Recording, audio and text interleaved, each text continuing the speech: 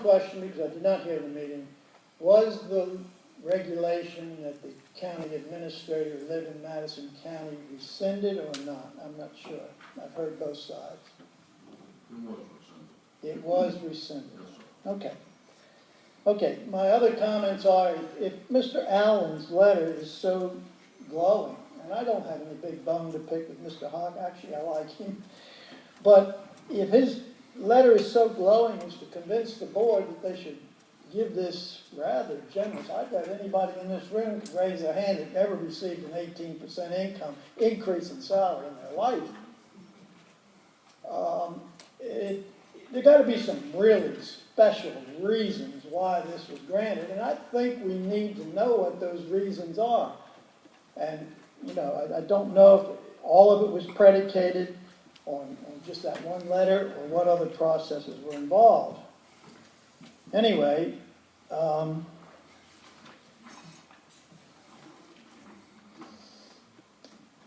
why is this not allowed to be publicized? To have I know he's probably done an adequate job and paying very well for doing that. And I don't know what he's done so fabulous that would merit an 18% increase. I'd love to know. And I think everybody else in here.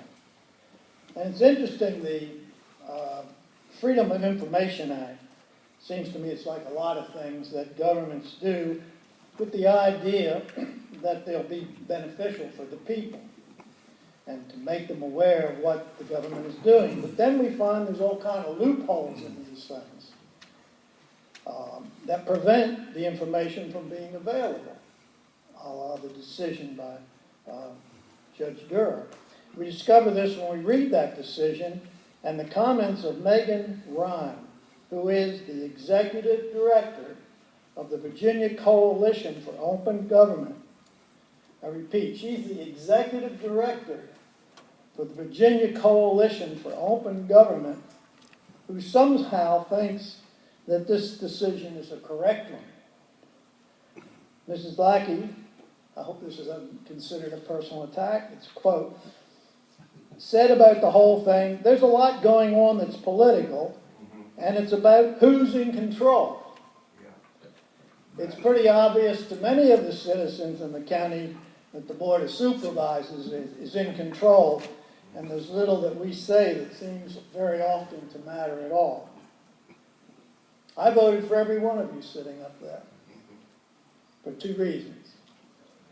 Based on your comments during your campaigns at one time or another, you all professed in one manner or another to be financially conservative and responsible. Secondly, you are for open government and transparency. With one exception, all of you, in my opinion, have either forgotten those pledges or misled us in order to get elected. The citizens of this county are being deluged with a huge debt, and now, in addition, we have to pay a salary that 90% or more of us can only dream about.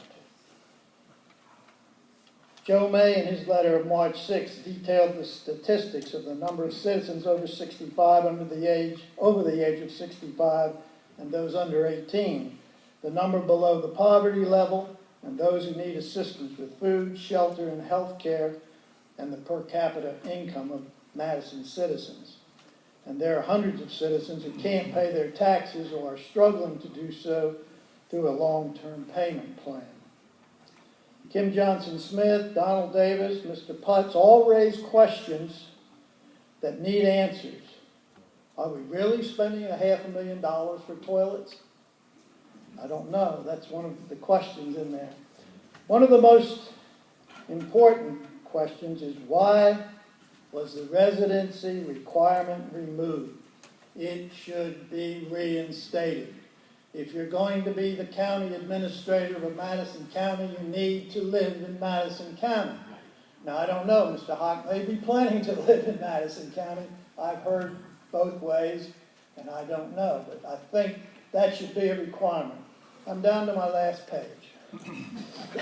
30 seconds. 30 seconds.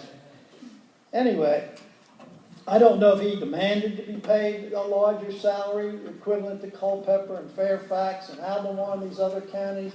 If he did, he's in the wrong place. This is Madison County. We can't afford those salaries. Now, one more thing. Already we've heard of a 2% increase in our property taxes being proposed to pay for all the improvements planned, and it'll probably have to be implemented, and I don't disagree that many of those things are probably necessary.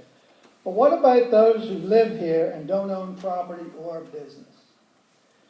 I would suggest, this probably won't be popular either, but I would suggest we consider perhaps a 1 or 2 cent county tax on all purchases, which then would cause all of the citizens in the county to pay a fair share, and he'd help us repay this debt. Also, those visiting or passing through the county would contribute when they purchase items here. Just a thought you might want to explore, and I do thank you for your time and allowing me to present this. Mr. Gerhart, you weren't here earlier. The board did read a statement about the county administrator's contract. If you would, I've got an extra copy. Okay. Answer some